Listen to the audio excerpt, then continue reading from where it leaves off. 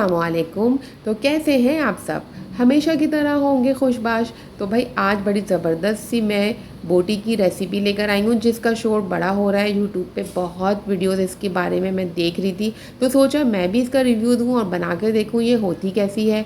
भाई खाते तो हैं हम टिक्का बोटी बिहारी बोटी, बस उसी टाइप की चीज़ है लेकिन ज़रा से इंग्रेडिएंट्स चेंज हैं। तो आए मैं आपको बताती हूँ। इसके लिए इस तरह का थाई का गोश्त ले लें, यानी कि लेग पीस, और बोटियों को छोटा कर लें। बहुत छोटा नहीं करें, उनका रेशा कट जाएगा तो फिर वो गलने में मुश्किल करेंगी। इसी तरह से मैंने 1 किलो बीफ का गोश्त ले लिया और रेगुलर लहसुन, नमक, अदरक, मिर्च, धनिया इसमें मैंने ऐड किया। अब जो है इसके अंदर करना क्या है भाई, मैं जो देख रही हूँ रेसिपीज़ वो मुख्तलिफ़ किस्म की हैं, लेकिन मैं आपको एक बहुत ही यूनिक और डिफरेंट स्टाइल से बता रही हूँ जिससे आपको बनाना भी बहुत आसान होगा। 1 चम्मच मैंने इसके अंदर पिसा हुआ लहसुन अदरक ऐड कर दिया है।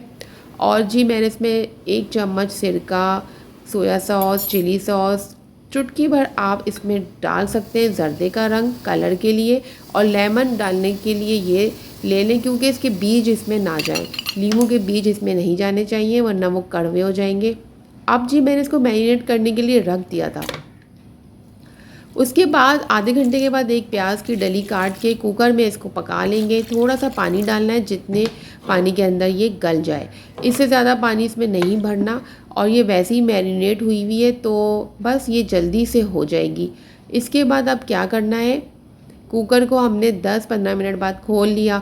अब ये देखें इसका पानी थोड़ा सा ही है जिसको इसी में ड्राई कर लेना है। इसके सारे मसाले जो हैं वो लॉक हो जाएंगे। उसके बाद फिर ये टिक्का बोटी का मैं मसाला दिखा रही हूँ, आप चाहें तो ये भी डाल सकते हैं, लेकिन मैं कुटी हुई मिर्च और कुटा हुआ धनिया डाल रही हूँ क्योंकि पहले मैंने ज़्यादा मसाले मैरिनेट करके रख दिए थे। आप टेस्ट कर लीजिएगा, इसमें काला नमक भी ऐड होता है और काली मिर्चें भी।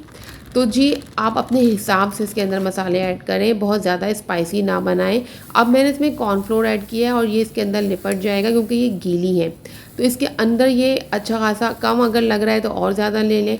तो इस तरह से इसको कोटिंग कर लें इसके अंदर। और इसमें कसूरी मेथी भी डलती है, मैंने नहीं डाली, मुझे इसका टेस्ट नहीं पसंद। अब करना क्या है, बस कुछ भी नहीं, इनको पकौड़ों की तरह आपने तल लेना है जैसे पकौड़े तलते हैं। और ये खाने में मैंने तो आइडिया लगाया, बहुत मज़े की और यम्मी थी। तो आप बना सकते हैं थोड़े से गोश्त को साफ़ करके, बीफ का हो, चिकन का हो, या आप मटन का ले लें।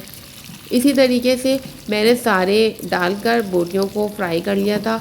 अच्छा कुछ लोग इसमें अंडा दही भी लगा रहे हैं, लेकिन ये आप दही ना लगाएं ना अंडा, ये ऐसी ही क्रिस्पी हो जाएगी। ऊपर से ये क्रिस्पी होगी और अंदर से बहुत ही टेंडर और सॉफ्ट। मैं आपको ये खा के भी दिखाऊंगी और बनने के बाद इसका रिज़ल्ट भी बताऊंगी।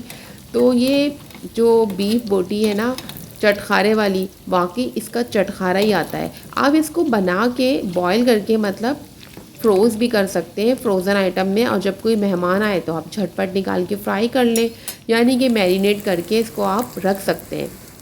देखें ये बहुत ज़बरदस्त बन गई। इस पर आप लेमन डालें और चाहें और चटखारा लेने के लिए तो चाट मसाला भी डाल सकते हैं।